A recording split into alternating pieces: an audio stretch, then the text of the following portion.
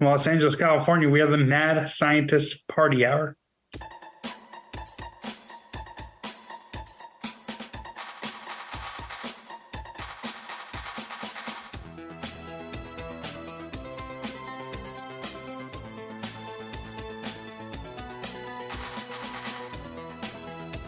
Oh, hello there, friends! Welcome back to another episode of Mad Scientist Party Hour. My name is Kevin Graft, joined once again by a man who is nude from the waist down and is currently jacking his boner off whilst strangling himself with a belt. That's Jeff Clark. What's up? And beaming to us from the back row of Beetlejuice the Musical, the bearded vaping titty honker known as Shuddy Boy. Yo! Hey, Kevin. Yeah. Do you know what today is other than your triumphant return? Hey, we all got to pay rent. Well, not you, Shuddy. Some dumb football shit? No, I have to pay my mortgage, Jeff. But yes, it's...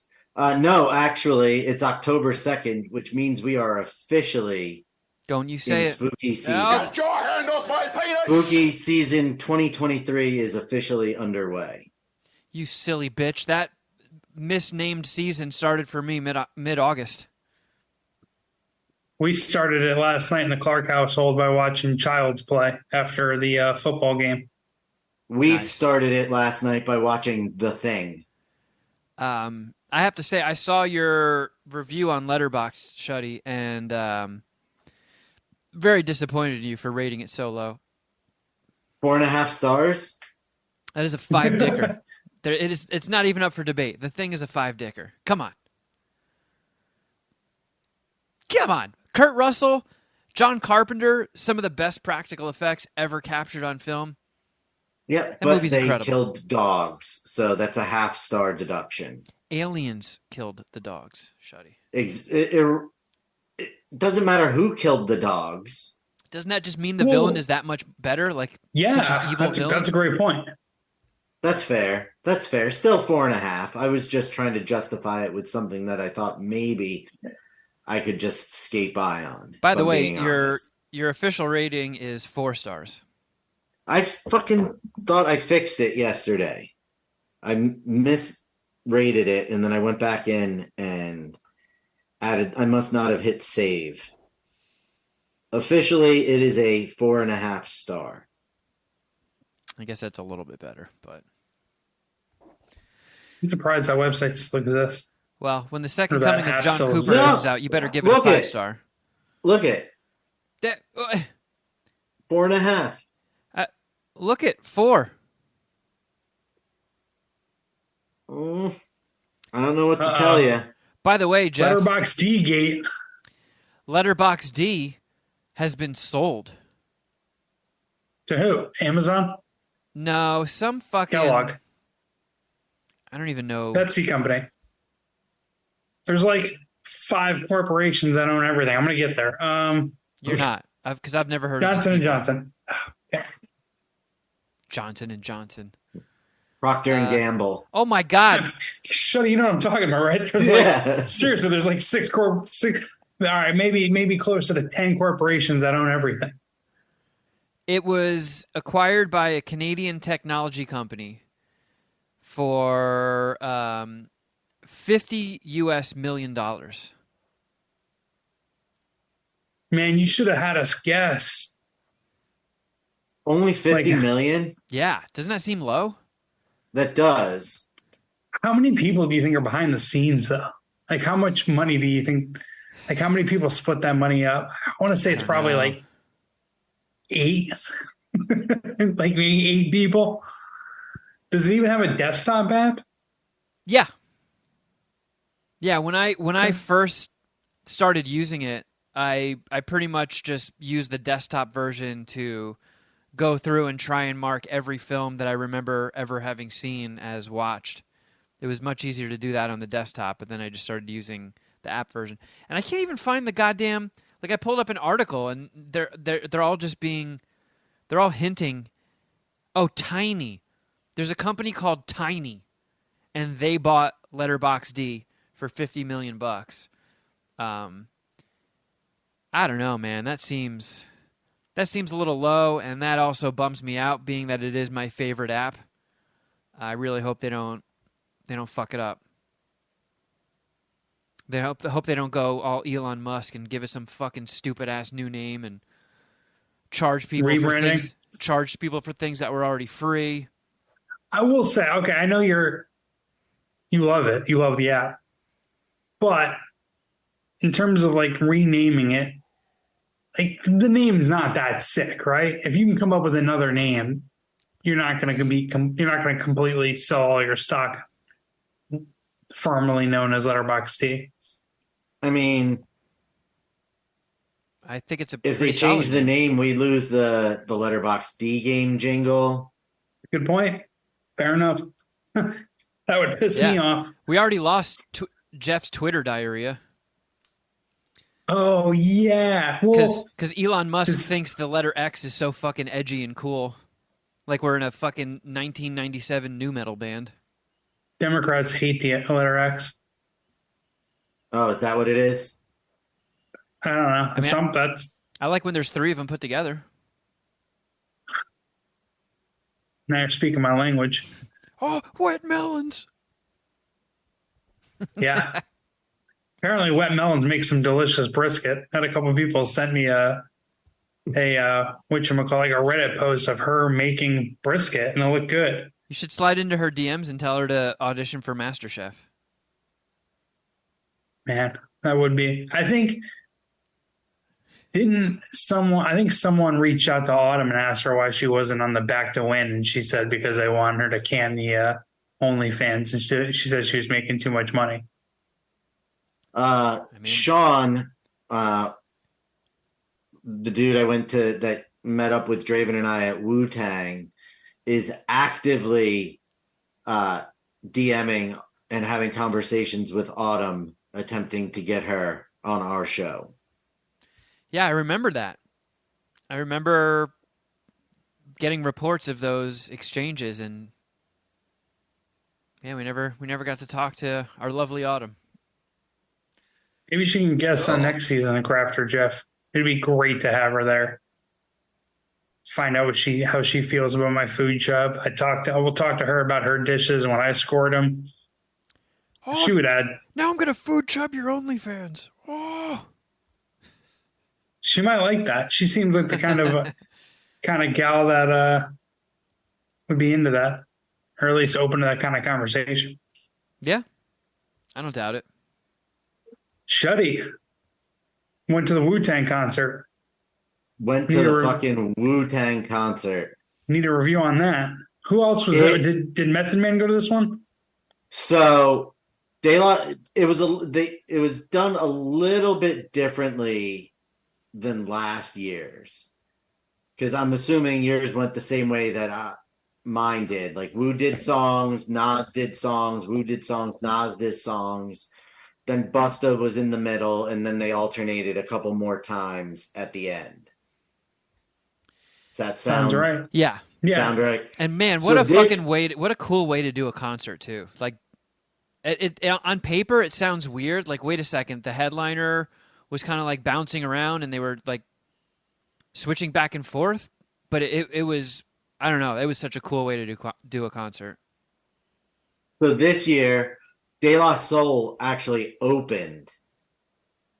They did like an opening 5 or 6 song set with Talib Kweli as their third. He came out in the middle of their set to do the songs that have, to do Trugoy's parts. So that was fucking rad. Man, imagine if they had like a surprise Mos Def and there was like a Black Star reunion or something. And then there was like 15 or 20 minutes after them where nothing happened. So that was a little. Well, they were probably smoking pot in the but back. But then they came out. Wu did a bunch of songs. Then Nas played the way Wu did like 4 or 5 songs, and then Nas played for like a half hour, 45 minutes. Oh shit. without interruption. And then Wu came out. Then I'm trying to remember how many times. Yeah. Then Wu came out. They did Ray and Ghost did their block of songs together. And then they started Ice Cream. And I'm like, well, if this is where Method Man shows up, if Method Man's going to show up, this is where it's going to be. Since he does the hook in that song. And nope, Capadonna did the hook in that song. So like that song ended and I was like, well, we're not seeing Method Man. And then RZA comes out and goes, somebody else we'd like to introduce you to. And fucking out comes Method Man doing Method Man. And the fucking roof blew off the building. It was fucking sick. And then he was around for the rest of the show. Nice. He is just a monster. Like he is like he's a great performer. Yeah. The energy was not that they were bad, but he was just like he's very much a hype man as well as a very gifted MC. So like he's a performer, you know, he's got it all. He acts, he's more than just a rapper, so fucking jacked. Yeah, dude, he's big. He is yoked. I think that's kind of part of it too, in the sense that like they're all like old, kind of chubby now, and he's actually like working out and like peaking. Yeah, he doesn't look like he's in his 50s. Yeah, black don't crack for Method Man, you know. Nope. Did Capadonna come out in his like purple jumpsuit? Capadonna didn't have anything super loud. Ghostface, though. I wish I could pull off half of the outfits that Ghostface can rock because he came out in this sequined, like, tracksuit, like, bright red with a white and red Houston Rockets hat on that just, like, if I walked anywhere looking like that, I would get made so much fun of by even small children. Yeah, no one has the fashion gravitas that Ghostface Killer has. Not at all. That man is an icon. Well, at least you can pull off the Australian guy that got arrested for having a succulent Chinese meal shirt. And the white and red Houston Rockets hat would fit nicely with that. This is the shirt's penis people. The shirt's actually off-white. It's not coming through in the video. But no, it was a great fucking time. Had a lot of fun. Got fairly wasted. Did they have cool merch? Did they have like? Because I remember how sick that fucking Wu Tang hoodie was with like the bat signal, but the Wu Tang logo in it. So the merch was very similar to last time. Wasn't the same. The Wu Tang hoodie wasn't that cool. The Nas hoodie was. I just couldn't justify buying another $90 hoodie. Nas was selling a $250 Nas varsity jacket. Whoa. I almost bought a Wu Tang hat, but they were $45 in poor quality.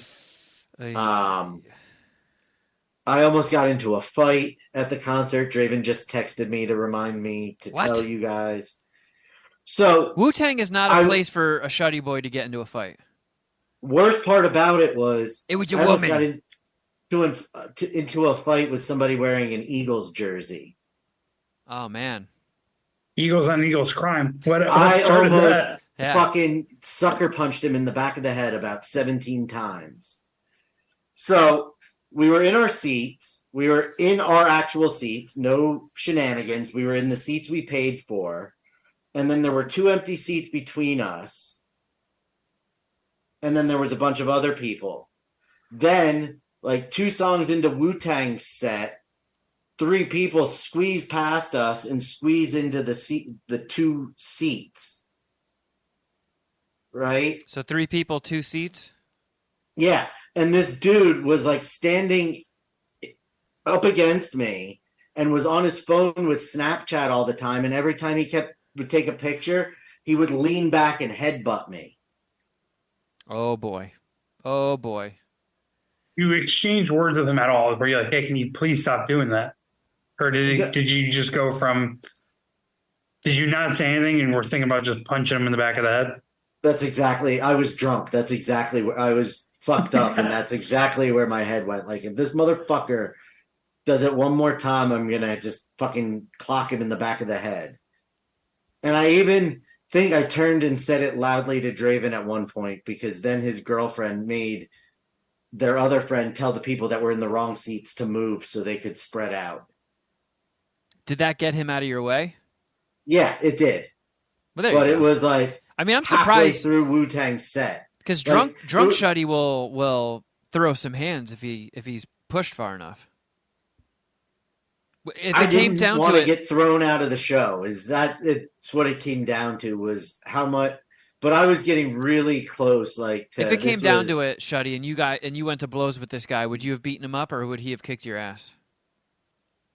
well, I have a feeling that I would have handily beaten him since he spent more time watching the concert through Snapchat on his phone than he did watching the actual concert. See, I thought you were And going he to was say a something. big dude, so we were kind of off to the side, so everybody was standing, and he was like standing right in the middle. And every time, like I would maybe adjust back so I could see over his one shoulder, he'd lean into that way. So then I'd lean forward, and then he'd have his phone, and I spent as much time seeing Snapchat on his fucking phone as I did at being able to actually see the concert. Man, I didn't even know people still use Snapchat.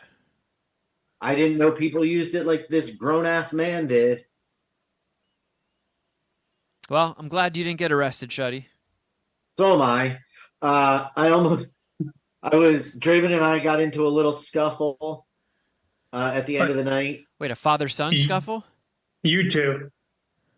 Yeah, a little, not a verbal scuffle because Sure. there was the Wu Tang show, there was a billiard tournament, and there was something else going on in Atlantic City Friday night. So the place was fucking mobbed, and it took us an hour and 15 minutes to get 2 slices of pizza. So maybe you said it and I just spaced out. No, How did that cause issue with you and Draven? because we didn't want to wait in line at Johnny Rockets. So then we went to the pizza place, and then Draven was bitching about waiting in line there. And I just was like, I'm fucking hungry. We have to wait in line somewhere. It's either here or Johnny Rockets, but we're not fucking jumping around lines. If you don't like it, eat your fucking shoe. I was hangry. I was hangry. Yeah, you wouldn't like Shuddy Boy when he's hangry. But there were only there was only a pizza place and Johnny Rockets that were open after midnight. After I sat on, I was even willing to pay $20 for chicken fingers and French fries from room service, but I sat on hold with them for the 30 minutes prior to the hour we waited in line for food. But the hotel room was pretty darn nice. Well, that's a plus. A hell of a review. Yeah. How was the pizza place? You really ran the gamut. I mean, it was for food court Because Johnny style. Rockets is actually kind of underrated. It's pretty bomb. For a food court pizza place type thing, like they have the pizza's pre-made and they just reheat it. It was adequate. It was good. It was completely fine. No complaints as far as taste of the pizza. It wasn't like I was forced to eat Pizza Hut at 1 a.m. How fucking dare you? However, the price of $28 for 2 slices of pizza and 2 20-ounce sodas was quite steep. You should have taken that to Twitter like that fucking guy from the New York Times. No, I mean, I you know believe what I paid at the airport for 3 whiskeys? You might be talking about someone who's on my podcast. Really? Yeah, there's this guy, Scott Martin, who is a Fox Business and News contributor, and he said once on air that he paid $28 for Taco Bell. It's like, Is he the same guy that just got dragged on the internet when he was like, and people wonder why America sucks? I paid $78 for this at the airport. And it was like a burger, fries, and a whiskey. And he had like 3 whiskeys and just left that out conveniently. Yeah. When everybody No. went to that very restaurant's menu and the burger and fry combo that he ordered was like $14.99, and the rest of it was all the booze he bought. in fairness to this guy, I don't think he has a pattern of lameness, and I don't think he was even trying to be that lame, even though what I just said sounds inherently lame. I just think it was. I think that's kind of the person you're referencing, though. Like he did say on air that he paid $28 for lunch at Taco Bell. No, this like, was all over Twitter like 2 or 3 weeks ago. Oh, all right, yeah. Oh, Yeah, sorry. either way. Couldn't make these references when they were truly topical. Yeah, he was I a little apologize. busy being Time flew by, though, huh? How was your directorial debut? Dude, Is it it was a directorial debut until the movie comes out, or I don't know. I gotta ask a lot of people the terms if I'm using them right. Be like, okay? am I a director yet, guys? Did I do it? I mean, I think once principal photography has wrapped, you're officially a director. Like the I movie, think- you directed the movie. Yeah. The movie's done as far as filming. For the most part, So- yeah. We do have some quick pickup stuff. But yeah, to answer your question, Jeff, it somehow both went by in the blink of an eye and at a snail's pace. Because there is a lot of downtime, like in between scenes when they're setting stuff up. So that stuff goes very slowly, and it's, I mean, long fucking days. Like I did a couple 15-hour days on set. But yeah, like once it was like, oh shit, we're already in the final week, and it was like, holy shit, we're on the final fucking day. This is nuts. But we do still we had an idea for something to roll during the credits, which I'm a huge fan of that. Like I love when movies have stuff happening during the credits, whether it's like additional footage or bloopers or, you know, Jackie Chan stepping on a rake and smashing himself in the face by accident. Is it like the super bad like dance screen thing?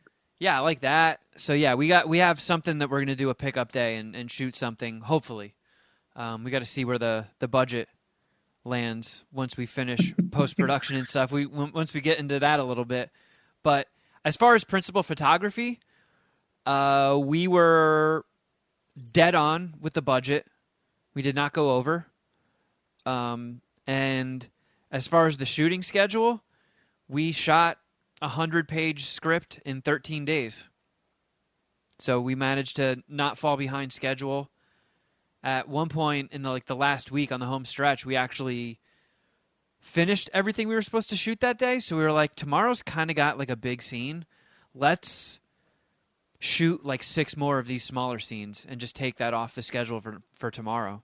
So our last 2 days were, I don't know, maybe 9 or 10-hour days, which was like Cheech was on set for the final day, and he left the apartment at like 7 o'clock and came back because we had to go back into LA for Paul's birthday. He came back by 6. So you guys must have got out of there by like 3:30. Did you let him leave early, or did you guys wrap early? No, when we wrapped, like when we shot the final scene, I still stayed on set for a few more hours, but Cheech checked in with, you know, the key PA and was like, "Yeah, just take the trash out and you're good." So he just bounced. Wash a few of these dishes and you got it, man. Yeah, but it was wild, man. So some stuff that on Patreon I did do a couple John Cooper film diaries. So I put like some videos up and told some stories on there. But so some people will already know about this, but the day before we were supposed to start shooting, that Tuesday, my family had a trip booked. Like they had booked this Airbnb months and months ago, and it was before the movie got delayed. So I was supposed to be done by the time they got here, and then it was just like a, nice post-movie visit with the family, like my sister and her husband and the baby, my mom and stepdad, my grandma. They all rented a place in Huntington Beach because like my stepbrother and his wife live in Orange County. So it was like they tried to find some place that was somewhat in the middle between us. And, and it was like, well, fuck, the movie got delayed and the shooting schedule overlapped with the time that they were still in LA.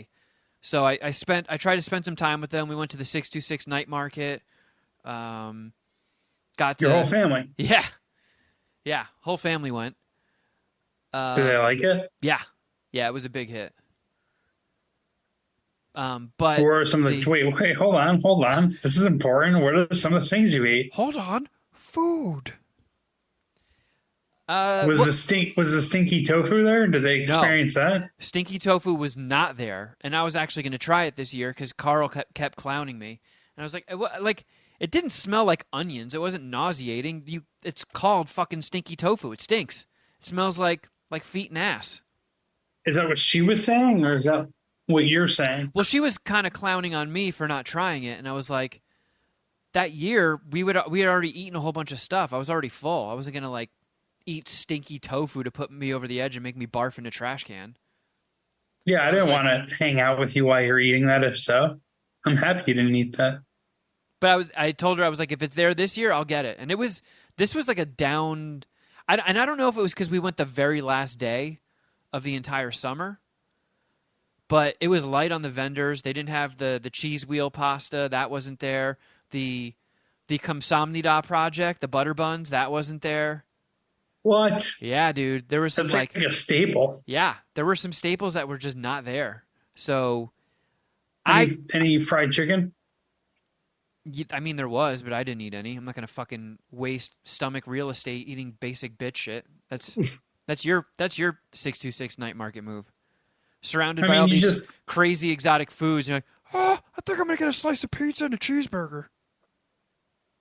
You're just pretty much talking about eating mac and cheese. The only difference is it's in a cheese wheel before they serve it to you. But hey, fair enough. Come at my neck. So good to have you back.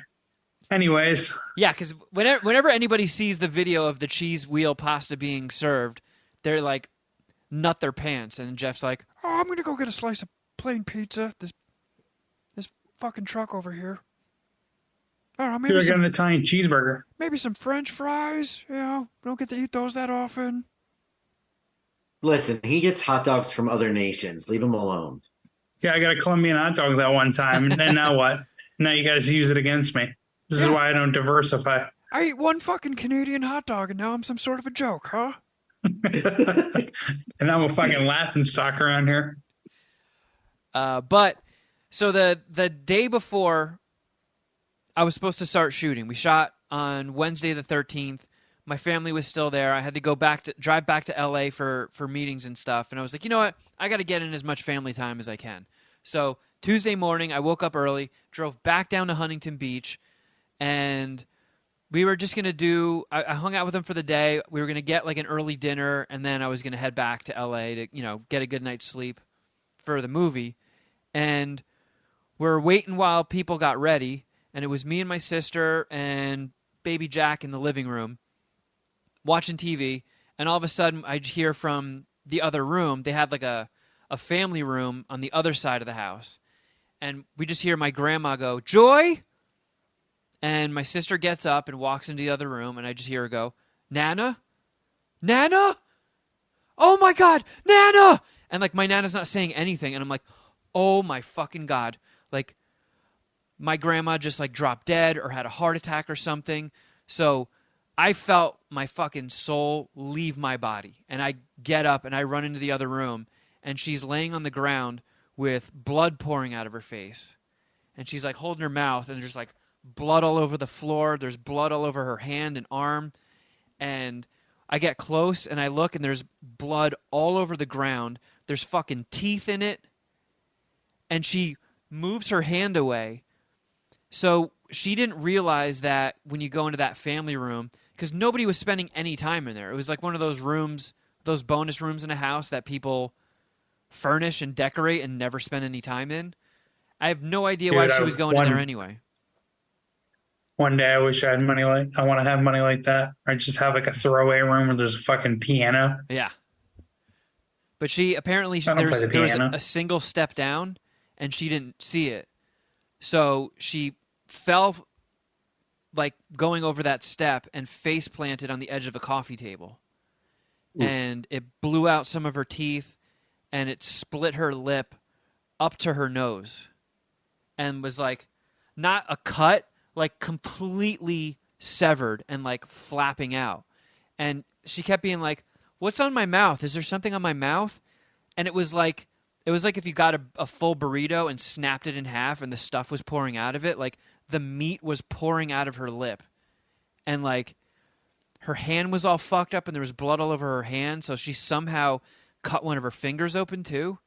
So she's just lying there and like I start getting fucking like dizzy and like I'm gonna barf. Like I almost fainted. And she's just like, you know, my sister's calling the ambulance and, you know, my sister's a nurse. So she's getting like towels because there's blood just fucking pouring out of her. And she's just like... Face wounds bleed. Yeah. And like you blow out teeth, that's bleeding like a motherfucker. You know, you split your lip all the way up to your nose, that's bleeding like a motherfucker. And like she's just like, terrible. I'm okay. Poor I'm Nina. okay. It doesn't hurt. I'm okay. It doesn't hurt. And I'm just like, holy shit. She's 85 years old and face planted on the edge of a table and is just gushing blood all over the place. And she's like, I'm fine. Don't worry about me. Well, she was in shock, so she was fine. She wasn't feeling any of that at the moment. Yeah. Calling you guys pussies. Wait, don't be a puss. Just a little blood. Yeah. Oh, what? Is Kevin over there fainting? Look at this. But yeah, we had to call an ambulance. Ambulance came. Fire truck came. They carted And that's when you're her like, off. sorry guys, got to go back to L.A. Well, yeah. I mean, my mom rode traffic. My mom rode in the ambulance with her, and I'm just sitting there having a fucking panic attack. I'm like, oh my god, like, I feel just so horrible. My poor fucking grandma, because like all I'm thinking about is how annoying it was when I had to get stitches on my thumb. Like, this sucks. This is annoying. She has to get like stitches up her face, and it's like, man, just like washing, showering, like brushing your teeth, eating, like all that stuff is just going to be a nightmare and so painful for her for so long. So it was just like, I was thrashed. You know, my grandma is, you know, it's no secret how much I love my grandma. You know, she helped my mom raise me. You know, we lived with her until I was 13. And she's, you know, Shuddy's met her. You know, I always put pictures of her on my Instagram. Like every time we see each other, we do those goofy face pictures. I'm like honestly surprised while we were waiting for the ambulance. She wasn't like, get in here and let's take a selfie. This is a good time for a funny face. But like, that is a very Nana thing to do. Yeah. How is she dealing with the injury? What's the latest? She's fine. Like I saw her the next day 2 days later, because I was trying to figure out a way for her to get like a cameo in the movie, you know? But like with her being all fucked up, we couldn't really do much. But she showed up on Thursday because they were also driving to Santa Barbara. Because one of the reasons they came out to L.A. during this time is Joy and Jeff had a wedding to go to there. And while they were going to the wedding, everybody else was just going to stay back with the baby. So on their way to Santa Barbara, when they checked out of the Airbnb, they stopped by this park that we were shooting at. And her whole face was like swollen and like bruised as shit. And her lips were all swollen like a Simpsons character with the stitches and shit. And she was just like, I'm fine. And they loaded her up with painkillers, but that was how I started going into directing my first movie. Just your directorial debut. Completely fried and frazzled, just fucked up over my grandma just going to the emergency room. But yeah, the first 3 days of actual shooting were interesting. You know, I've never been to film school. I've never stepped foot on a single film set in my entire life. So all I did to lead up to this was read books and watch interviews on YouTube with directors talking about their style, watching, tutorial videos from online film schools and shit, reading textbooks. And then it was just, you get there and it's like, all right, now it's pretty much trial by fire. And it was stressful. One, for the obvious reason, it's my first time doing it. It's a huge fucking responsibility. And it was tough dealing with the imposter syndrome of like all these people on set have been doing it for years. They went to film school. They've been trained. They know everything inside and out of their duties and some of the other people's duties. And then I walk in. I'm like, hey, guys, I write dick and fart jokes. Time to step into the biggest fucking role on the set. And I'm everyone's boss. Yeah. And it was like... Well, I mean, listen. You had been working with them for a while leading up to this. This wasn't their first introduction to you. I mean, you spit in every single one of their faces the first time you met them, so... No, it wasn't the first time I met them. Yeah, they already weren't taking you seriously. Yeah, like you... I'd met them a few times, Shuddy Boy, before I spit beer in all of their faces, though. Okay, just for the record. All right, still, I mean, you set the bar already pretty low, and so they turned up on set, and anything you did from there, you were just going hell. You were exceeding expectations. Yeah. Yeah, if this retard knows how to turn on the camera, we're all lucky. Jeff, do you think the director turns the camera on? I don't know. Here we go. You direct one movie, you're gonna fucking show off about it. The director holds the camera the whole time, right? Yeah. I don't know what directors do. I was trying to make an easy joke. All right, here's a question that maybe you have enough knowledge to answer. What's the difference between a director? Not you, Jeff. I'm talking to Kevin. Okay, cool. I wasn't insulting you. Thank God. What's the difference between a director? No, I'm asking you a serious question. Director and director of photography. So the director of photography pretty much...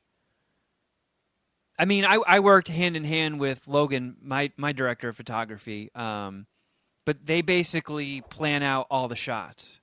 And sometimes a director will do storyboards. So literally every single shot. And if you watch a big budget movie, it's cutting rapidly, like especially like a Marvel movie. Like I know James Gunn storyboards everything that he directs. Yeah, and if you look at the piles of storyboards he makes, they're fucking enormous. It's almost like comical how many storyboards there are because he literally plans out every time the camera changes angle, every time there's a new shot. Obviously, wasn't much of a need to do that for a mockumentary, but he and I worked together planning the shots. Like every scene, we're like, all right, where's A cam going to be? Where's B cam going to be? Yeah, he's basically in charge of all the camera angles. Okay. That was always my question. And then there was also a first AD on set and a second AD. And the first AD is kind of like, they do a lot of what people think the director does. Like they're the ones that like call for sound and camera, and a lot of times will call action as well. What does AD stand for? Assistant director, associate director? Assistant director. Okay. Yeah. They're like the vice principal. They actually do more than people realize. Yeah. And then the second AD does a lot of scheduling and stuff, and usually doesn't spend too much time on set and spends the majority of their day in the production office. But yeah, I mean, I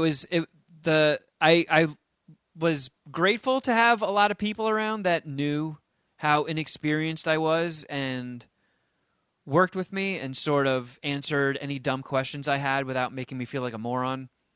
And like, I don't know, it was like every day I learned so much. Like there was scenes where we were filming outdoors, and one of the ways that I wrote some of these scenes, it was in like a specific park. And then when we did location scouting, we found this one place to shoot at that could that was like a big trick to keeping it within the budget when you're shooting indie like this, especially as low budget as we were, is finding locations where you could shoot multiple scenes, so you don't have to do a crew move, you don't have to rent multiple spots. So we found this park, and I was like, oh, you know what would be kind of a funny gag is if we went to Ralph's and bought like a whole fish, and we'll start the scene with John Cooper like up to his shoulder in this pond over there, and then he pulls out a fish that we bought at Ralph's and like wiggles it like it's alive, and he's like, hey, I got dinner.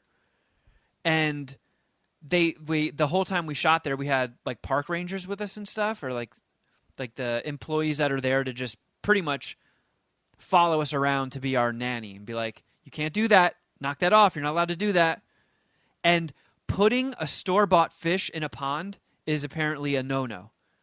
Like, so we weren't allowed to do that scene because even a dead fish dunked in there for like 5 seconds, they're like, that could destroy the whole ecosystem. And I was like, oh my God. Could introduce foreign bacteria. Something like that, yeah. I'm like, this is a pond in Balboa Park. There's probably so much bacteria in there. Like, people probably piss in there and throw their fucking trash in there, but like, all right, can't put a fish in the pond, guys. No fish. And I saw people actually fishing, so I was like, what about if we catch a fish? And they were like, nah, can't do that. If the fish dies because we were shooting a scene with it, you are royally fucked. And I was like, oh. But Pete doesn't eat your fucking lunch. Okay, all right. You know what? Kind of that was a gag that sounded funny in my head. We won't shoot it.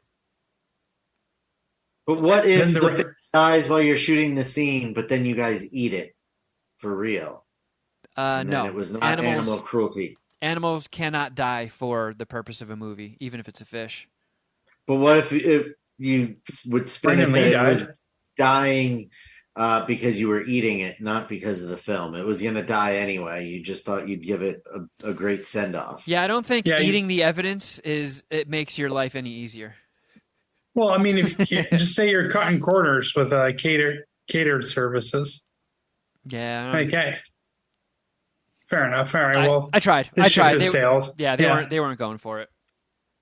But let's see what else. Okay, so we also did an overnight scene, which was every bit the fucking ass kicker I thought it was going to be. We got on set. We're aware at 5:30 p.m. and wrapped shooting, I think 11 or 12 hours later, and then obviously once we wrap, it's not like, all right, peace out, guys. There's still like a lot of shit to be done. So that was the second Friday of shooting, and I kept asking everybody, I'm like, how do you handle these overnights? Like, what's the trick? Because I was much older than everybody else on the set. Like, they were all in their 20s or early 30s. So I'm like, look, I'm middle-aged. I'm in my 40s. My sleep cycle is so fucking locked in that my plan is to try and stay up as late as possible the night before and sleep in as late as I can. And they're like, that's pretty much all you can do, you know, and just drink as much coffee as possible. So none of these kids had any fucking Adderall? I mean, I have the remnants of my Ritalin that I was stockpiling before the shortage, but no, there was no Adderall. There was no cocaine on set. There was a lot of fake cocaine. Sounds like you really fucked up your directorial debut if there was no coke on set. Look, if there was coke on set, directorial debut sounds lame. They hit it for me. But I tried to stay up late, and I think I stayed up until like 2 a.m., which is a rarity for me.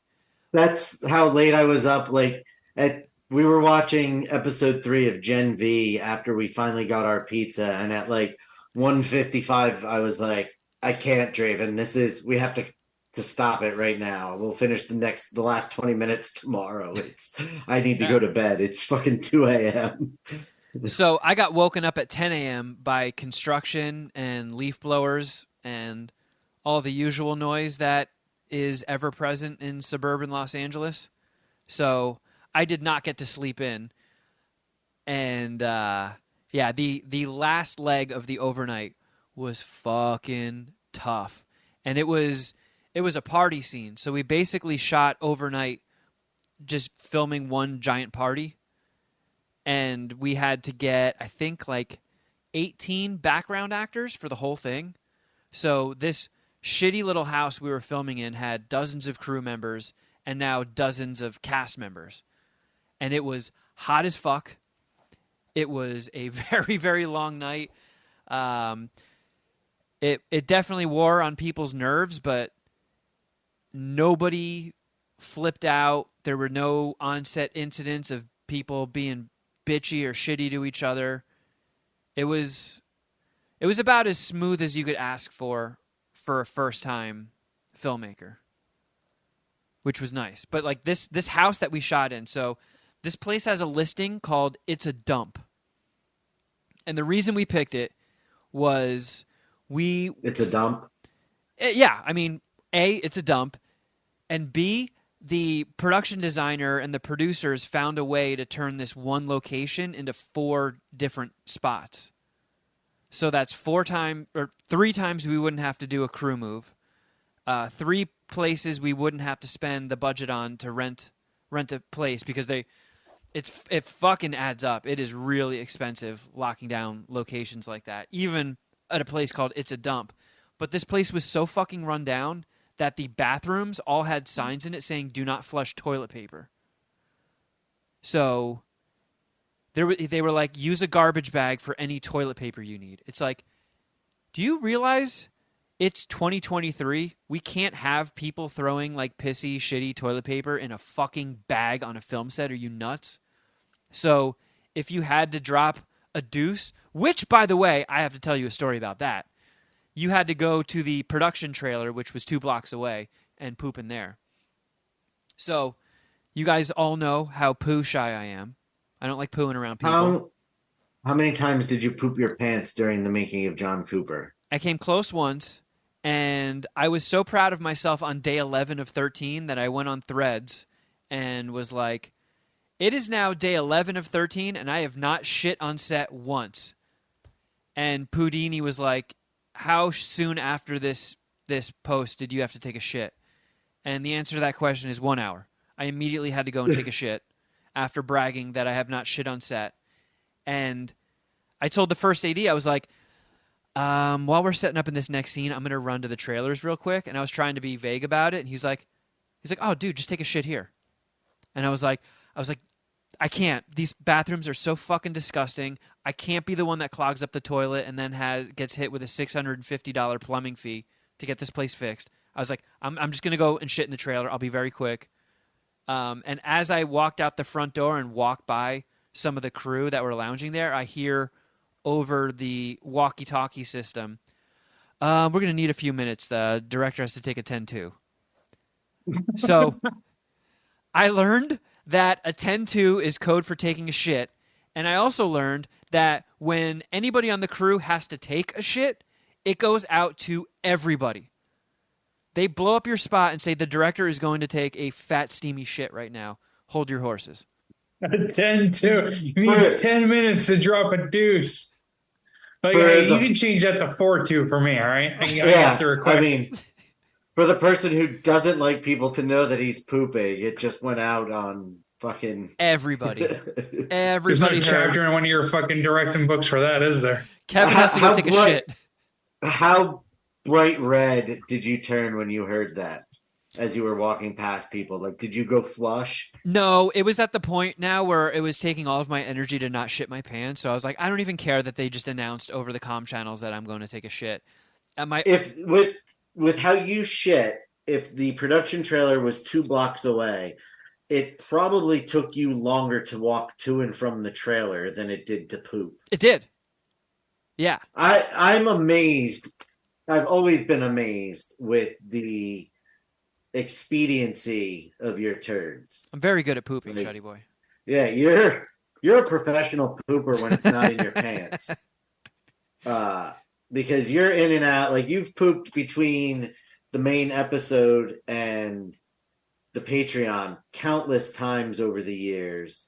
and you're usually back before Jeff's done filling his water.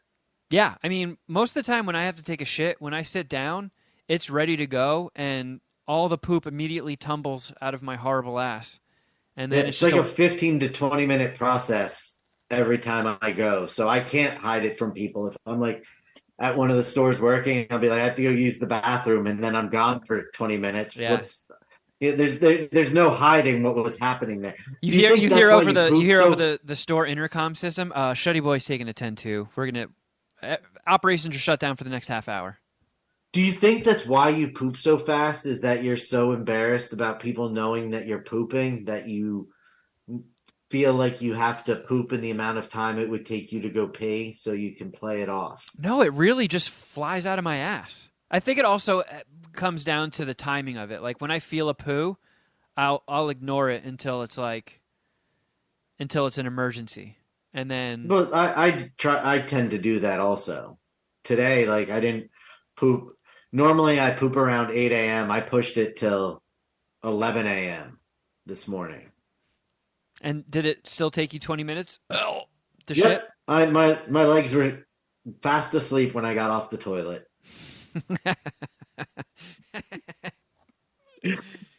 Well, You'd correct him. Like, no, for me, it's a 22. All right.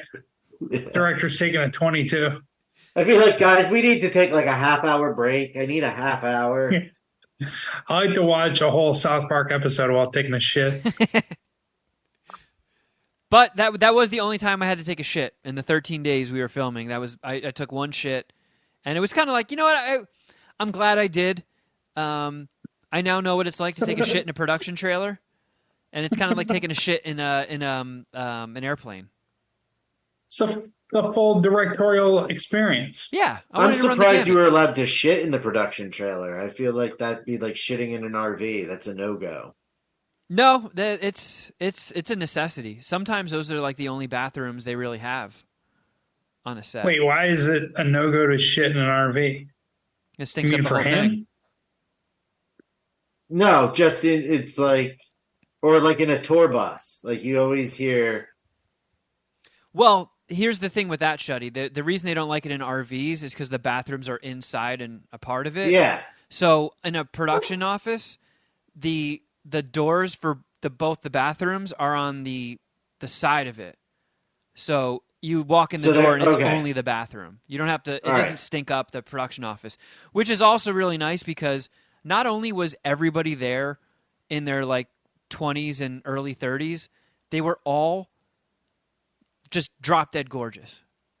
Like I kept telling Carl, I was like, I am the oldest and most hideous person by far on this set. Like the first AD had to miss the last 2 days of the movie because he had to fly to Canada for a modeling gig. Like everybody on that set, it was frankly kind of bullshit. I was like, what? You couldn't have thrown one fucking ugly person on set to make me feel good about myself? Kevin, didn't you hire everyone? Kind of. In some way, shape, or form, yes, but... So the only person, ultimately, all the blame for this falls on you. A little bit, yeah. I mean, there were some people that got brought on that they were just like, you know, you would hire the department heads, and then they would bring on their team, but like, it was kind of unfair. Like Carl actually came to set on day 3 and filmed her cameo, the same day that Cheech filmed his cameo, and she was like, "Oh, Jeff's internet is shitting out. He had to restart." Oh, we just lost Dookie Boy. But she was like, yeah, you're not kidding. Everybody there is so gorgeous. It's kind of enraging.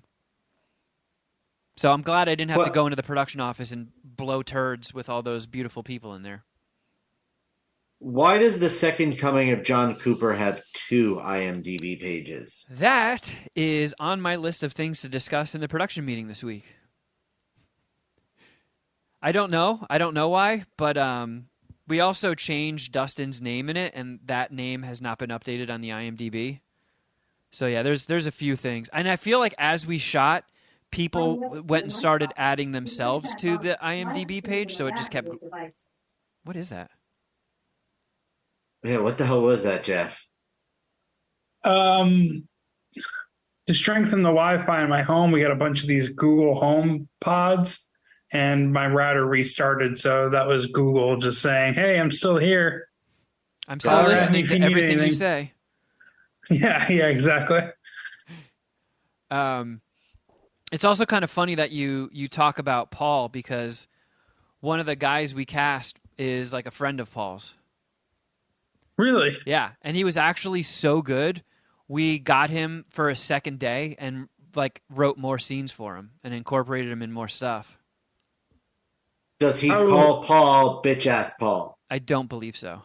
you better not. That's what I call Paul. That's my thing.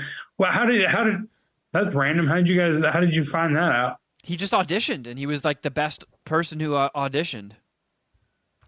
And then No, I followed but how Okay, did him. you find that? Well, because I followed him. I followed everybody I on get the how you Google. found out that he's good at acting. I followed everybody who was in the casting crew on the John Cooper Instagram account and saw that he was like friends with Paul. So I texted Paul. I'm like, "Hey, how do you know this guy Darren?" And he's like, "Oh yeah, he's my homie. We like work out and stuff." that's Interesting. who I was gonna guess, but I did not want to be racist. That's good, Shuddy Boy. We It's worked good out to and not be stuff together racist. at the gym. That's code. I read you loud and clear, Paul. Well, anyway. Sorry, I didn't mean out Darren, whatever his name was. Let's see. What else? What else? What else? Oh, so yeah, that house we shot in reeked of cat piss. The whole place smelled like Oh, piss. The bathrooms were moldy. It was really fucking gross. I can't believe the woman that owns that place can just like let it stay in that state and rent it out to people. She also lets all of her dogs run out and shit all over the backyard. So the backyard is covered in shit and flies. And not only that, she made a point to scream her lungs out at every single person on the crew for the dumbest reasons possible. And that was another thing I learned on the fly is that the people that own filming locations are usually raging assholes. Like the fake restaurant we rented where Cheech and Carl shot their cameos. They watched us the whole time on the security cameras, and we filmed stuff across the street outside. So they dinged us $100 charge for that. A couple crew members got there 15 minutes early, so they charged us $100 for that. Like they will Why did literally, they ding you for shooting across the street? because apparently that's the thing. They will look for any reason to wring more money out of you. So any sort of infraction that they spot, they'll be like, that'll be another $100. Like the a lot of people on the crew vape, not like the weed stuff, but like the nicotine vapes. And she would like lose her fucking mind if she saw anybody vape. And she was like, go across the street for that. It was a residential area. So she was like, you can't vape on a public sidewalk. Go across the street. And it's like, oh, so vape on that public sidewalk? Like, yeah, that's fucking weird. she blew up on everybody. And a lot of the times it was over like the filming times. And someone would have to take out their phone, pull up the email and be like, here's the email we sent you, and you acknowledged our starting times today. And she would just go, oh, and then turn around and walk away. It's like, okay, no apology for flipping the fuck out on people and screaming in their faces. Like, you're just Was gonna she be, angry that it was too early or that she thought you guys were too late? both. She would scream about everything. Like one time You're just angry. the crew was like taking down lighting fixtures outside the house and she yelled at them because it was too late. The time, 4 p.m. Then she one time yelled at us for being too early at 7 p.m. So I just started calling her Gary Busey because she clearly had some sort of head injury that turned her into a rambling maniac. But she was very, very difficult to work with, and that sucked. Not only that, when I was talking with Thomas Hayden Church, when he was like giving me pointers and kind of coaching me and stuff in the early stage of this, he was like, one thing you have to do when you're location scouting is look for torpedoes. So figure out garbage routes, plane flight paths, like all these things you wouldn't think about. Like, you want to know this stuff because it could blow scenes for you or make your life hell. So when we first initially scouted this place months and months and months ago, there was a home under construction like across the street, 3 houses down, and we were like, all right, that's fine, it's far away, and in a few months they'll probably be done anyway. So we show up, the construction was now across the street, like completely redoing a house. So our scenes got ruined by jackhammers cutting tiles outside, what sounded like fucking dueling chainsaws.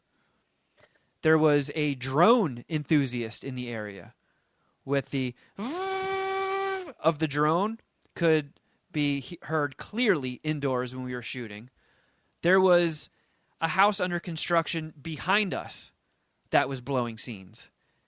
And then one of the biggest, most complicated scenes that not only myself but the actors were stressing out and really wanted to get right when we were about to start shooting it, which took about 7 hours to film this 5-page scene, including rehearsals, camera rehearsals, and multiple takes. Somebody down the road crashed their car into a building, and every newscopter and LAPD copter in the area decided to flood the scene and fucked up so many takes. It wasn't someone from your crew, right? Just like another person. Just someone happened to crash into a building nearby. And it was like when you get 5 stars on Grand Theft Auto. Like, the sky was full of helicopters, blew all of our sound. It's actually kind of crazy that we managed to shoot a 100-page script in 13 days with some of the shit we were up against. With the city of LA conspiring against you. Yeah. Yeah. Pretty crazy stuff. And it was, it was also frustrating because the days were long and it got fucking hot in there. There was no air conditioning. But again, like I'm really impressed with how the cast and crew pulled it off. Like, nobody was an asshole to anybody. Like, everybody was really professional, got their jobs done, and just knocked it out of the park. It was fucking crazy. And then especially seeing Dustin on set. Like, we shot 4 days with Dustin, and Jesus Christ, what an absolute murderer. Every scene he was in, like, people behind the monitors watching, like, as they were doing takes, were cracking up at jokes that they had heard like 15 times already. Yeah, he's a G. Yeah. So on a scale of 0 to 10, how much Kevin Kraft bad luck was there at the shoot? I would say a 5. Like, it was definitely an issue. But, sounded like less, to be honest. I mean, there was other stuff here and there. There were some hiccups on the last day as well, but we were able to kind of just adapt on the fly and find workarounds for all of it. I mean, the Kraft luck, I kept expecting, like, right as we were about to start shooting, all over the news, it's like, oh, COVID cases are rising. And I'm like, oh, no. And, like, the day before, like, the weekend before we started shooting, like, some of the leads were going to weddings. And it's just like, everybody I know who's gone to a wedding recently has left it with COVID. Like, Jeff, House Clark got COVID from a wedding. My sister and her husband, they got COVID from going to a wedding. Like, everybody was just going to weddings and getting COVID. And I'm like, if we have this place rented for these 2 weeks, once we're out of there, like today, there's a whole new crew in that place shooting. It's also getting demolished in 4 months. So with the insurance package we got was only covered our, principal photography. If anything happened where we got delayed, the movie just doesn't happen. So I mean, maybe we can lower that number down to like a 2 or a 3. Seems like you had good luck. Sounds like it. Yeah, I mean, well, Yeah, I guess I mean, 3 is fair. I mean, you're talking about how tight of a needle you had to thread. I mean, outside of you taking that 10-2 shit, seems like it went pretty well. it did. It did. I mean, there was still the craft luck, but every day I woke up and opened up my email, I was kind of like covering my face, looking between fingers, like, oh God, what is it going to be? Like, did that fucking Gary Busey in a dress next door kick us out and cancel our contract? Did the leads get COVID? Are we shut down? Like, I was just like, what the fuck is going to happen? Like, and then once we got to like the final 2 days, I was just like, I think it's actually going to happen. I think we're going to finish shooting this movie. You almost jinxed yourself. Yeah. Jesus Christ. Really playing with fire. Well, happy it all came through, dude. You didn't have any like major hiccups, and No. because if you did, like you said, it would have been a fucking deal breaker for getting the movie done. Yeah. I Did mean, you if we got shot down in the second week, like over the weekend, if somebody, like I was, watching people's stories and stuff, and people on the crew were like going out to parties and packed bars on the weekend. I'm like, oh my God, like all it's going to take is for one of them to get sick, bring it to set, get the lead sick, and we're fucked. Like everything we you should shot went is Tom just Cruise on worthless. those motherfuckers. Like it was getting iffy. Like I heard people coughing. I heard some coughs on set that sounded a little guttural towards the end, and I was like, "Oh my God, oh fuck me, Just please, them please, just vaping, fucking bro. ride it out. Just fucking ride it out." It was just the jewel talking It must have been, yeah. All the vapists. with a vapist wit. Um, so did you like meet people you're gonna have in future movies, hopefully? Dude, I really hope so. Like, no lie, everybody was just so fucking cool, and they were all. Not only were they just incredibly nice, but they were all so fucking skilled at their jobs. Like the stuff that they were able to pull off, like transforming. Like I said, that one dump we shot at for 2 weeks straight, we turned that into 4 different locations, and I don't think anybody will be able to really tell how we repurposed it. And I was looking at these places, and they're like, yeah, so we're going to shoot this scene here. And I'm like, there's no fucking way. Like, that does not look like what we need to shoot. And when the production designer and the camera people, like, set all their shit up and it got the lighting people did their thing, I walked out there and I looked at it and I was like, I can't fucking believe you pulled it off. Like, this looks exactly like, and I'm trying to be vague on purpose because I don't want to blow any cool scenes for Spoil when your people own get to movie. watch it. Yeah. Because, like, Did I John mean, Cooper die? I have all these pictures too that I'm like, these are all hysterical pictures, and I want to post them, but they're gonna blow scenes. I want people to go in fresh and not like have gags ruined, you know. But it was fucking impressive. Like once the movie comes out and people have had time to see it, we can do an episode where I just like blow all these stories and be like, that scene right there. We'll do like an MSPH commentary track or something. Like, that we should. Yeah. You guys That see would be what the fuck awesome. did I just watch? Because I even said, like, once we wrapped and I was talking to the unit production manager, I was like, man, I don't know if I'll ever be able to do this again. Like, if this movie's, a mild success, like if we sell it and, it makes its money back and then some, like, I would love to keep. Like, I gotta try and rack my brain and try and think of more stuff I can write within the same budget. Because, like, if I come up with another script, I'm reaching out to you and just being like, how many of these same people can we bring back? Because they were all just that fucking cool, and like we're able to work with curveballs, and there was even some stuff where we were looking at some of the gags in the script, and we're like, I don't even know if we're going to be able to pull this off, and we pulled every single one of them off. Man, that's awesome, though. I mean, with the budget we were working with, it's fucking crazy. Like, it's clearly not going to be an Oscar bait movie. It's like if this is like a Grandma's Boy, where like the critics hate it, but it finds this pocket of people that are like, this movie was fucking funny. Like I had some of the camera people pull me aside and they were like, man, it's like almost everybody there had never worked on a comedy because comedies are out. You know, the only low budget stuff that gets made are either dramas or horrors. And Spooky season, yeah. they were like, man, I want to fucking like this was the best experience I've ever had. Like working on a comedy, the mood is so different. Everybody's laughing and having fun, and like people want to like do more stuff. So the guy I told that to was like, look, if I make another movie, can we just get everybody back? And he was like, dude, you did the hard part. You made your first movie. So once you get that first one under your belt, it's so easy to get funding to make more. So it's just like, all right, let's fucking do this.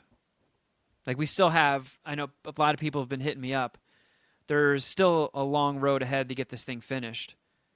Every day, we shot on digital. So every time a card gets full, there's a digital imaging technician on set who like dumps the cards out into these enormous fucking they're like these big cubes, but they're actually, I think, like 20 terabyte external hard drives or something crazy like that.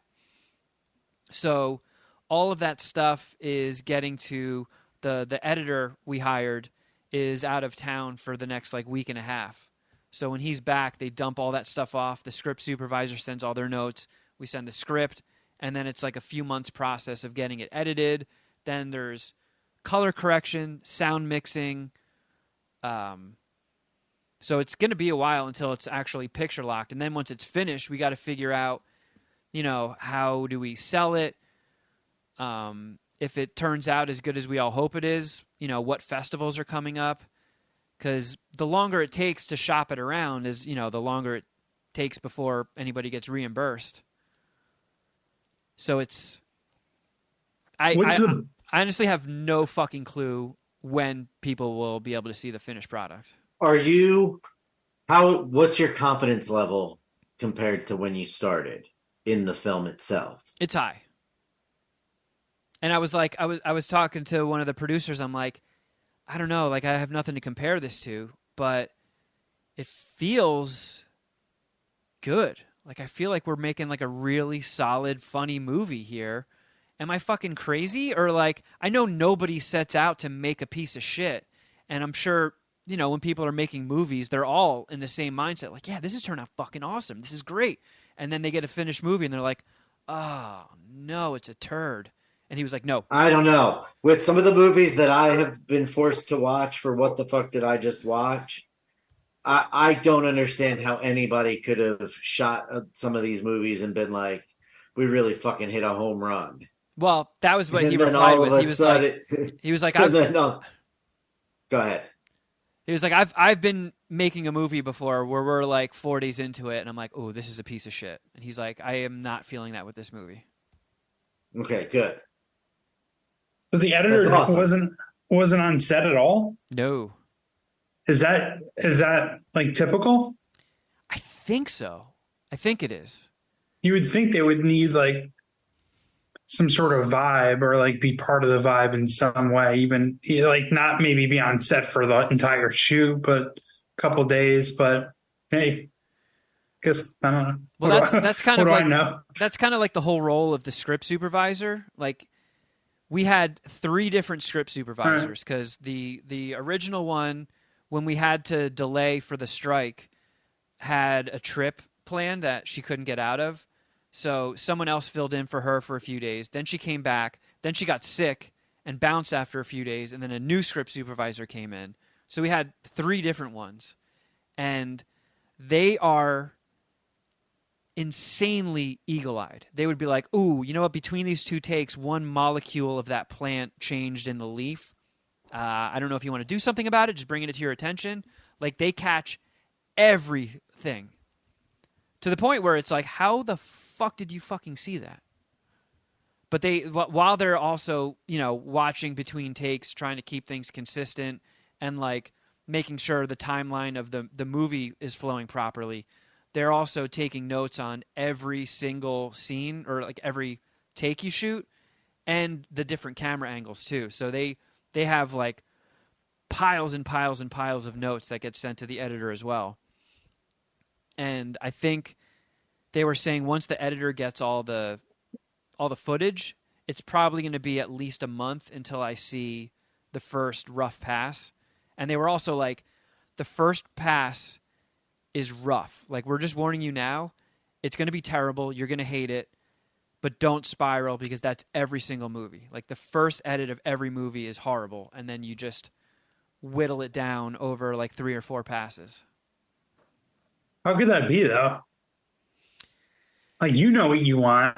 I guess that's the problem, right? Is the editor doesn't know what you want. Yeah, and like sometimes they'll use the wrong take, and you're like, oh, it should have been this take. There was a better delivery on that one. This joke landed better on that one. And it also starts way longer. So we may have, like, the first edit might be, I don't know, an hour and 50 minutes or 2 hours, and we have to chop it down to like a 90-minute movie. Oh, okay, yeah, I see.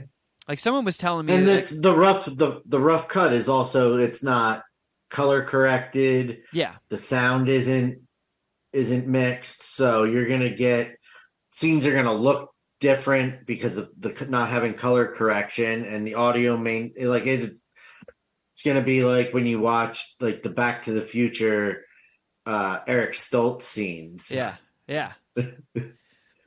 And yeah, and they were also saying that, like, I don't know, they basically just prepped me, and they were like, look, you have to just remember that when you watch the first edit, so do not spiral, don't lose all hope. And I was like, yeah, I'm gonna spiral. Yeah, you're telling the worst person this info. Yeah, I am way too neurotic. I will spiral, but once it goes through a few passes and it starts looking better, I'll cheer up. What's the like biggest festival you're gunning for? Like, could you get into? I'm not saying you want to, but could you get into like a Tribeca or like a Toronto Film Festival? Like, is that possible? Yeah. Oh, wow. I mean, what did Clerks premiere at? Clerks premiered at like Sundance, I think, or I can't remember. But I mean, our director of photography, Logan, he made a feature once on $100,000 budget or something like that, and that movie got into Tribeca and sold to Showtime. I mean, it was a drama, but Clerks was Sundance. Yep. So, like, even though it's a raunchy dick joke comedy, there's still a chance. And like, Carl has a friend who recently, just from hanging out with fellow parents, got roped into a job she never thought she would have, working for this. I don't even know what kind of a company you would call it. It's kind of a production company, but they only handle like advertising and marketing and stuff, and they're there like before you even start shooting a movie and then help you afterwards. But she was like, we're going to the American film market, and we were just looking, and some of the studios are asking for comedies. So I have a call with her later tonight, and then that company is going to chat with the executive producer and find out if it's worth, a few thousand of our post-production budget to get it in the American film market and get some interest ahead of time. But it's all stuff like that, and it kind of, and if it turns out where we see it and it's like, we fucking tried, then it's just like, we try and sell it to a couple of the free streamers and see where it goes from there. Is there, like, if you're not as excited about the finished product, will you still try to get it in the festival, or would it be like a waste of money to try? It'll probably be a waste of money. Like, I say, okay. I feel like I can objectively look at something and be like, damn, I really put my heart and soul into that, but it just didn't turn out the way I wanted it to.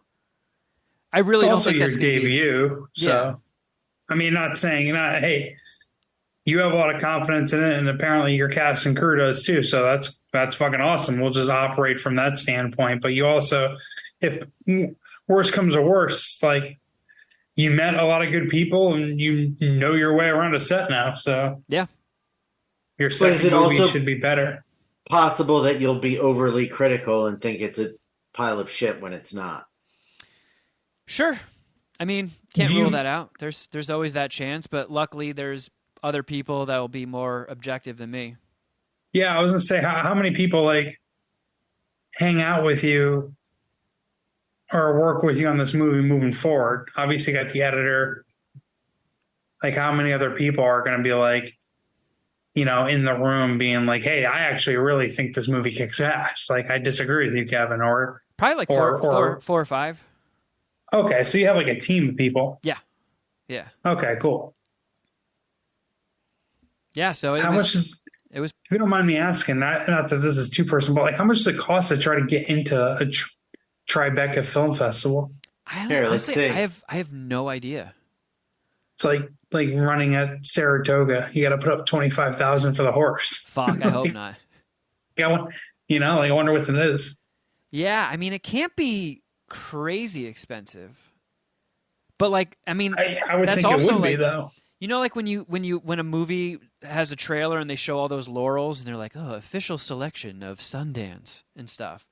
Like, you can pay the entry fee, send them a link to your movie, they watch it and they're like, no, we don't like this, and then you fucking get rejected and they keep the money. Yeah, That's why that's like, even if a movie doesn't win any awards, they still put that official selection. That means you just got into it. it doesn't even have to play.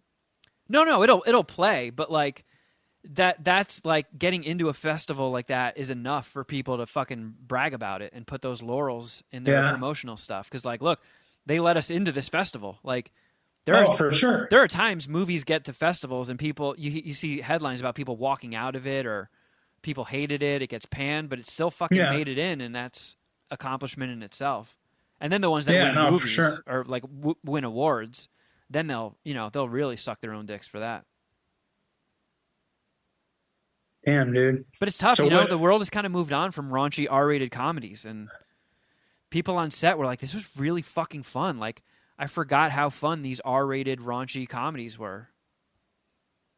I mean, if it's good and it's funny, like that's all that matters, right? I mean, I know that's kind of like a cheesy thing to fall back on, but it's like everything pops, like everything can come back. Yeah.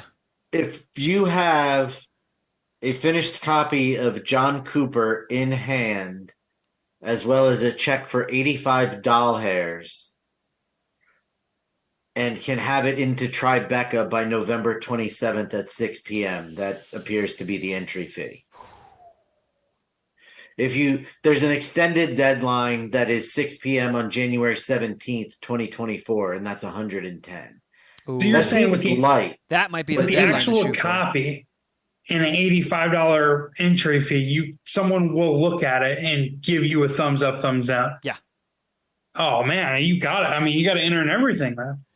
Well, that's for features. I'm on Tribeca Film 2024's submissions website. I mean, January. I thought it was going to be much more expensive. Yeah, I did too. Because some of the stuff that I submit my screenplays to, some of the entry fees are around that ballpark. But I was also warned. They were like, once this thing is like cooking and almost done, you're going to get hit up constantly. Like all these people trying to get you into their festivals and offering you discounts and stuff. And they were like, it can get addictive and you can blow through a lot of your post-production if you're not careful. Like you really kind of want to find a few film festivals that have some clout and focus on those. Because if you just put it in everything, you'll blow all your money. And a lot of them are kind of scammy. So Sundance, you would have had to have it in by September 25th. So you weren't even done shooting. No. Well, how long do you think it'll take you for post-production? Is this something you do next year? I think the moment wouldn't have passed, right? I don't know for sure, but I have a sneaking suspicion that having it picture locked by January isn't completely out of the question. So would you be okay trying to get in festivals? Fuck yeah. Like it's in September or whatever, or would you be like, well, that's way too much time. I don't want to just sit here with this finished product. No, we couldn't sit on this for like a year trying to wait for next September to roll around. Like, I think you only want to try and spend like once you get it finished, look at what like is in the future for the next couple months and submit to those. But like, you don't want to drag it out and sit on it for too long. Especially in my sake, because I put fucking everything I've ever made in like everything in my savings account went into this movie. So I can't I can't sit around fingering my ass for a year either. Yeah, you gotta try to get some money. Yeah. What um timing aside or whatever, what festivals are you trying to get it into? Honestly, I don't know. We're having a meeting this week, and I kind of wanted to just focus on principal photography for now, but now that that's over with, now I'm going to hound them about all that other stuff, because like I don't know, I'd like to get into a guild. I don't know the process of that. I don't know if like you make one movie and you can try and worm You your sit at way the in. same table with Martin Scorsese and Yeah. Quentin Tarantino. It's like the fucking comedy. It's like the comedy seller. Like you go up there for 5 minutes, like, "Hey, what's up, Chappelle? Burr, Yeah. make some room. I'm here. Yeah, You saw like, me, right? I don't know up there. I don't know how that stuff goes. I would like to at some point get an agent or some sort of representatives, but I also would kind of, now that I've done all of this work solo, like I'd rather sell the movie first so I don't have to give 10% to somebody who wasn't there for it. But like, yeah, there's all this stuff that I just don't know the answers to. I don't know, how long it's, because like I know once the editing is done, then you have to get it to someone who's going to do the score, and that takes time. So it's, yeah, I don't have all the answers, but I'll know a little bit more after this week. Maybe in a couple months you'll figure out some of the answers. But yeah, I mean, We'll see. I would say for a first-time filmmaker, we shot a 100-page script in 13 days and came in on the targeted budget, which I don't know. I'm kind of stoked we were able to pull off. Like there was the first script supervisor we had.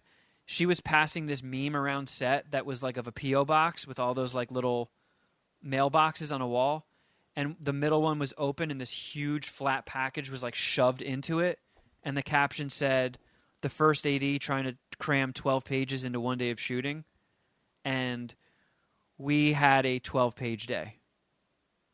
Like we literally shot a fucking filmmaking meme. Well, I mean, this could definitely, I don't know how it works. I guess you definitely need to find an agent, but it could help your like directing resume, right? It's like, hey, in my first movie, not going to film school, I obviously not going to maybe lead with that, but my first movie, I was able to film, like you said, a 100-page script in 13 days under budget. It's like, hey, you know what I mean? Like, yeah, I get shit done. I have a lean operation, and I have a tight crew that I work with. The deadline we have, because since it's a mockumentary, I wanted to get a bunch of celebrities playing themselves, telling like fake John Cooper stories. So we've got 2 of them shot. We have 2 more people locked in, but I'm trying to get a handful more. And like, I've just been blind emailing people's agents and reps and stuff, and whoo boy, have there been a lot of no's. A lot. Which is kind of a bummer. It was like a little deflating, and there were some people that were like, yeah, my client will do it for $25,000. And I was like, that is about 8% of our budget. We cannot give one person 8% of the budget for 2 lines in a movie. You know what that's like doing? Paying a $50 million a year quarterback. Exactly like that, Shuddy Boy. Yeah. Is that you trying to get out of Are we talking about the transitioning movie? into football No, talk? no, that's what Patreon has become. Shh. No, I was just making a joke. Man, that's fucking sick though, Kevin. I'm happy for you, buddy. Thanks, man. Yeah, I think I can speak for Jeff when I say that we're proud of you. Thanks, man. Yeah, but I'm definitely happier for you than Shuddy is, so I'm the better friend. I am definitely more proud of you than Jeff is. So, who do you want more? My pride in you, or Jeff being happy to hang onto your coattails? You know what? Accept pride, Shuddy's pride into you. I like how that sounded. I mean, shit, I couldn't even get coattail riding to pull an MSPH cameo. Like all the celebrities that said no, I was like, well, shit, I get it. I couldn't even get my friends to agree to be in this movie. I tried to What work out an MSPH cameo for the Puminati, but was I I got the big FU. was there like a common like reason for not, or is it just a simple like, hey, are you gonna pay him 25,000? There were a few moments like that, and then there was somebody, I won't say who it is, but a popular TV actress who I thought would be funny to have in a mockumentary. Haley Cuoco. The second I hit send, the agent responded, "No thanks." I was like, "How did you what?" He literally must have had his mail app open, saw it come in, and then just wrote, like, not even read it, and just wrote "No thanks." That was literally how Or fast. what if he just has an automatic reply that goes out immediately from any non-recognized emails? Or it has like in a lot of emails, it just has those auto replies or whatever you can just hit. It says, okay, sounds great, or that's cool, or no thanks. And you just hit that real quick. Because there was like a big thing recently in the news where they brought back Adventure Time and they recast Kumail Nanjiani's character, and people were like, "Man, that really sucks. Why didn't you come back for this one?" And he was like, "Wait, what? Seriously? Like, nobody asked me." And then somebody who was like a producer on the show quote tweeted it and was like, "Yeah, dude, we did ask, and your agent immediately shot us down." And Kumail was like, "What the fuck? Like, nobody ran that by me. I wanted to do that." So it was like, this person clearly did not get this project run by them. The agent was just like, "No, thank you." The actor, the actress or actor just had like a blanket no. Just say no to any cameos for me for the next year. Probably. But it was still, I it was would very just shocking hit to her see up that. on slide into her DMs. I mean, you Yeah, guys hit her saw up in me. threads. You guys saw me publicly hit up Tommy Wiseau, right? Yeah, I did he retweeted ever it. get back to you? No, but he hearted the tweet, so he saw it. I don't know what to do. I guess next step is I am going to slide into his DMs because, look, I have until the director of photography is flying to New York this week to work on a short, and he's back mid-November, and that's when we can start picking up whatever cameos we lock in between now and then. So I am shameless. I will publicly beg somebody on social media to do a cameo. I will slide into DMs. I will blind text people whose numbers I got from previous jobs. It is like, this is my last. I mean, you only get one shot to make your first movie. And Being in LA, you should hit up LeBron. Yeah, you should. Oh yeah, good idea. So anyway, I'm just, it's like every name that you can get on it. Like, I guess I don't mind blowing a couple of the, well, not sucking their penises, but revealing who some of the cameos we got. Rob Corddry and Doug Benson already shot their scenes. They shot them on day one. And it's like, anytime you get a name attached to it, that makes your project that much more enticing. Like, ooh, name value people are in this. We apparently, like, our casting director, I was like talking about the people we're trying to lock down, and she was like, a lot of the people, like, you're in your 40s, and a lot of the people you're locking down are like, you know, people that the people in your age group know, but like, what if you think about skewing a little younger and trying to get like TikTokers? And I was like, sure. So she locked in somebody who has, I don't know, like 20 million something TikTok followers who agreed to do a cameo. It's Lil Tay, isn't it? I don't know what that is, but Can you reveal this person? Do you know who they No. are? I'm not going to reveal who it is because we haven't shot it yet, so I don't want to jinx it, but we did get an agreement to do it. So I feel like people like that will, like, you know, because it's all, It's actually a really like savvy idea. yeah. So I'm looking at stuff like that, but I just need like a couple more names that are like, yeah, like, or even if you don't know the name, but when you see them on screen, you're like, oh yeah, that person. I just need a couple more of those to round it out and really sell the mockumentary format of it. So you might see me doing a lot of public begging in the next couple months. Dude, I'll retweet it. Retweet it every time. I appreciate that, Jeff. Hey, You're a real one. whatever I can do, you know? Except being in Add the my movie. outkick muscle to it, you know? Oh, good news. I got Tucker Carlson. Yeah. I mean, that's a big name, Kevin. That's a big name. What are your thoughts on Tammy Lauren? Hey, Sean Hannity was agreed to do your mockumentary. Hey, you guys remember Rex Tillerson? I don't even know who the fuck that is. Rex Tillerson. You're not making that up, right? Nah, That's a guy? I think he was some guy in Trump's cabinet or some shit. I don't know. Can't you get Clay Travis to do a cameo for Kevin, Jeff? I I don't know who that is. I think I have a better chance with Sean Hannity, actually. I've never talked to Clay Travis. He came on an editorial call once around Christmas and was like, "Yeah, you guys are doing a good job. Keep it up." I was like, "All right, cool." By the way, I don't know if you guys can see this, but that's a photo of my grandma's lip. Oh my God! Nana! Goo!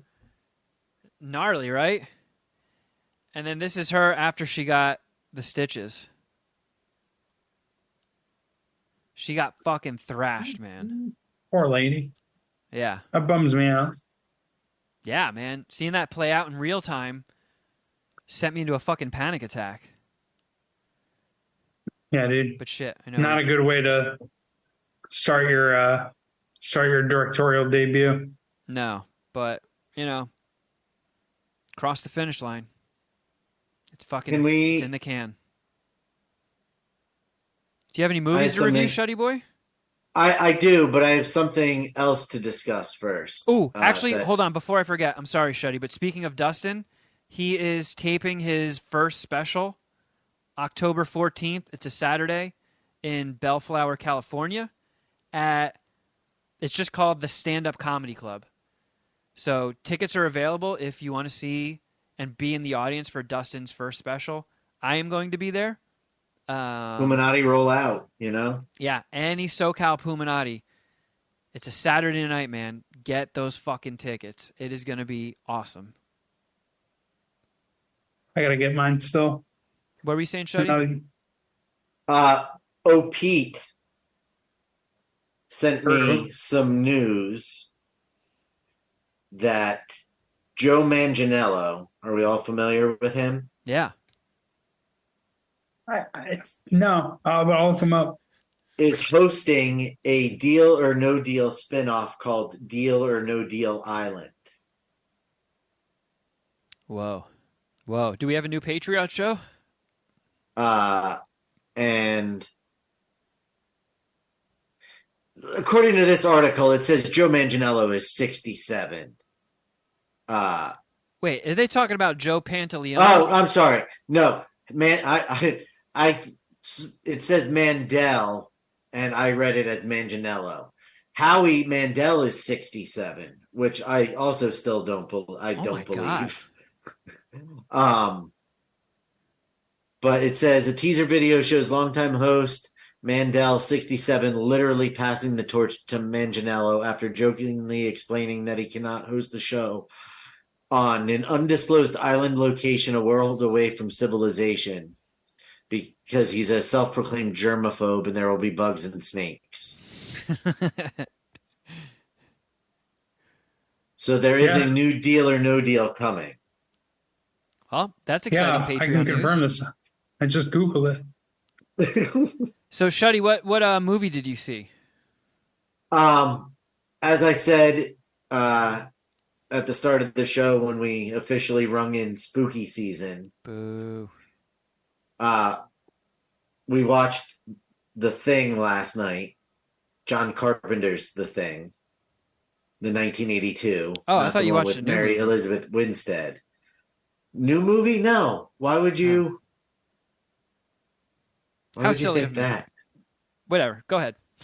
Oh, in which we discussed it at length already, but I feel like Saturday night I watched a movie too. And that was your first time seeing The Thing? Or you had seen it No, before? no. I had seen it before. Even Carl, that's like a yearly watch. Carl demands is a thing.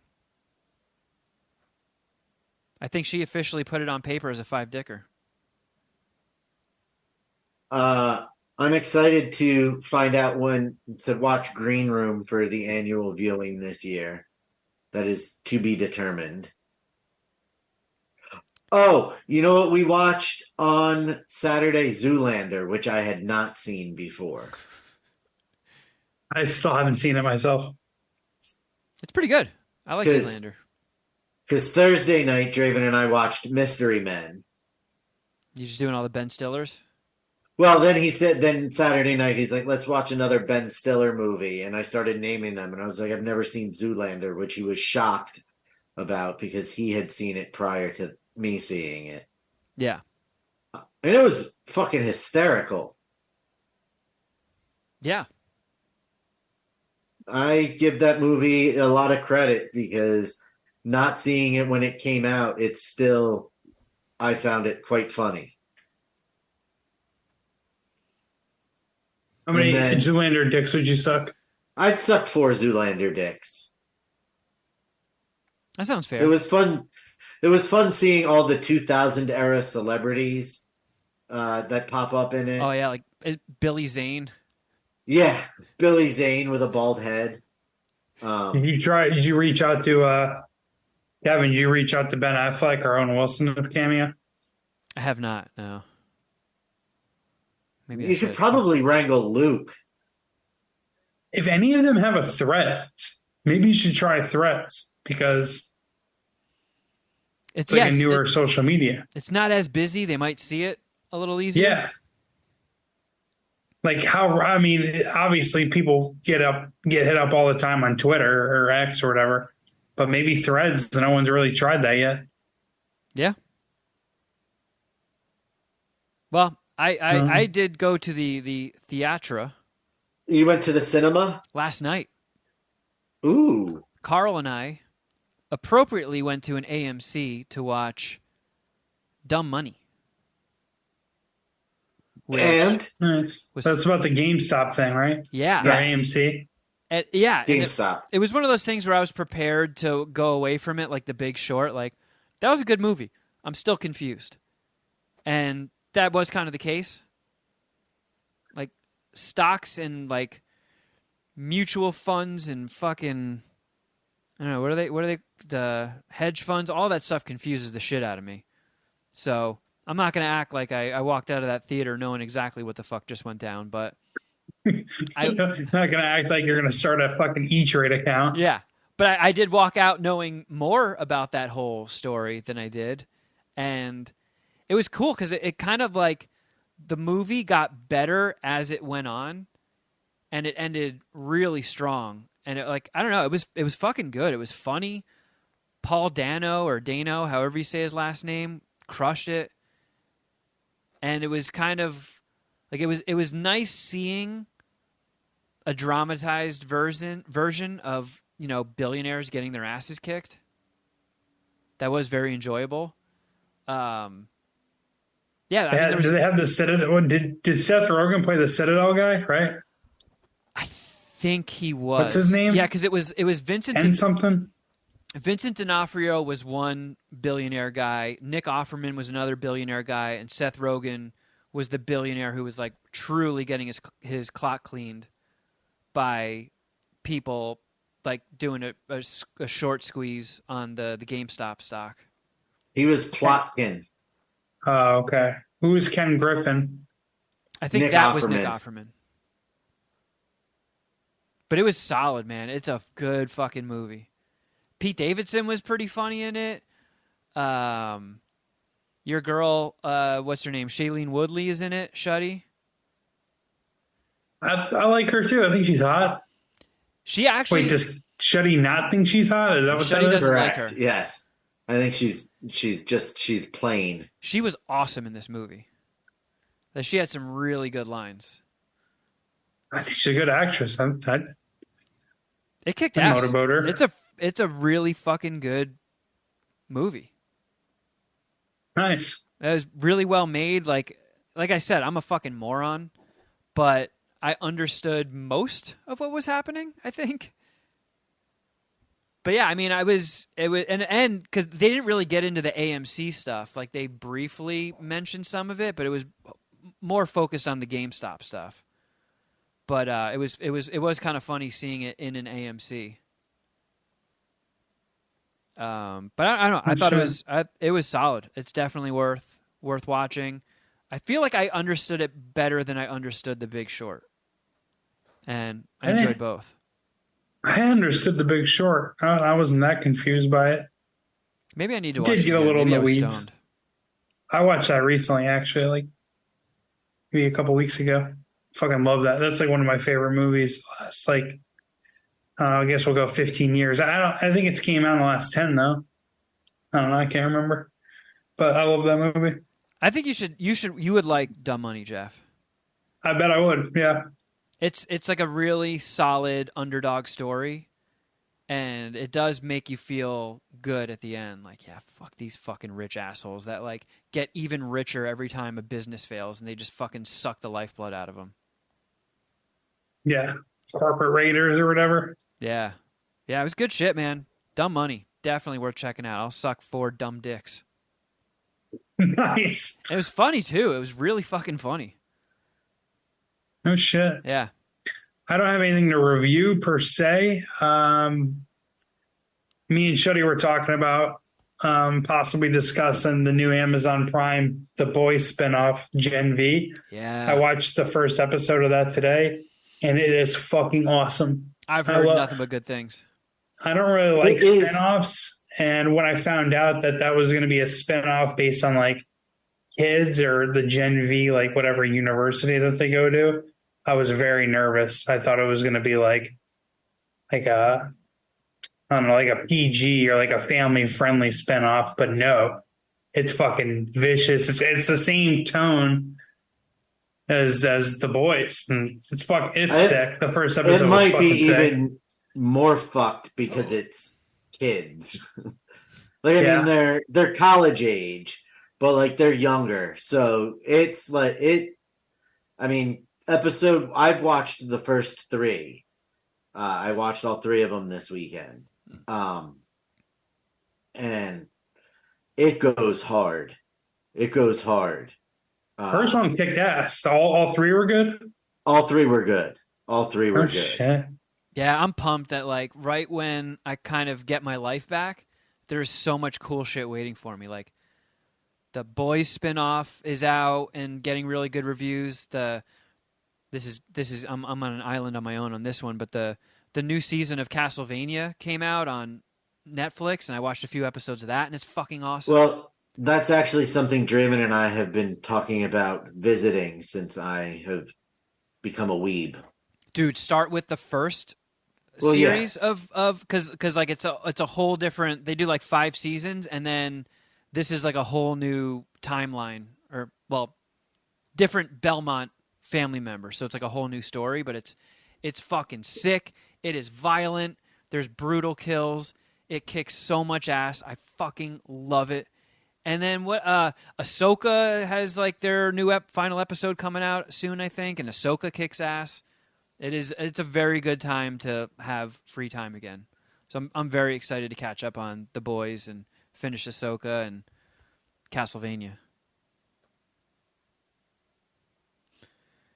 And man, did we just reach the end? Is that it? I mean, I'm going for a while. that's all I've really watched. We started watching Burning. Our half-hour binge show has been Malcolm in the Middle.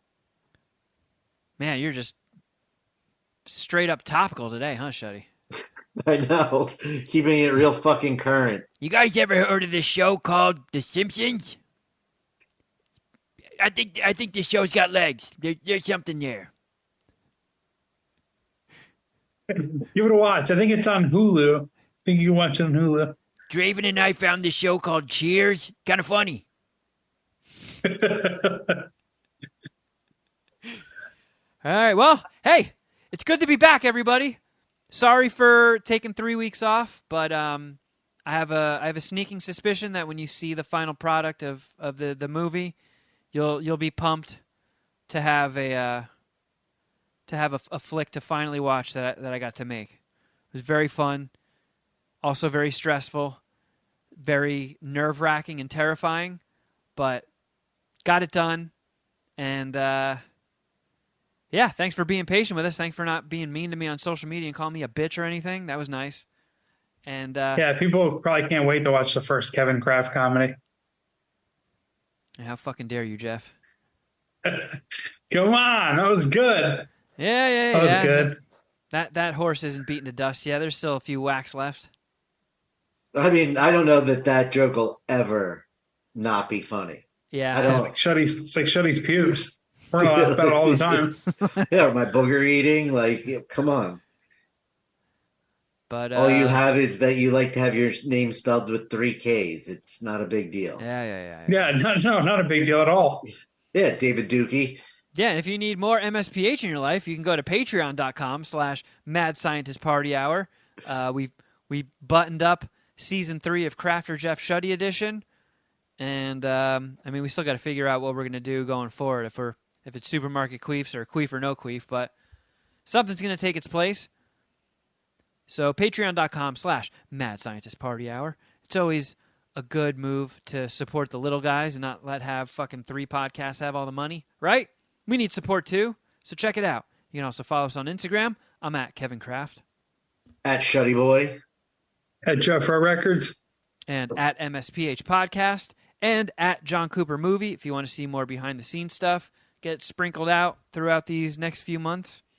And YouTube.com/Mad Scientist Party Hour if you would like to see our lovely faces for some fucking reason.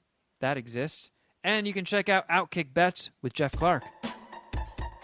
Yeah, just pretty much football coverage up until the Super Bowl. Actually, I will be doing some NBA previews and maybe talking basketball as well, but not for sure on that. So just listen for my NFL weekly handicaps and betting previews.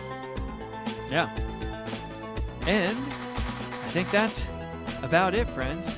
So until next time, something.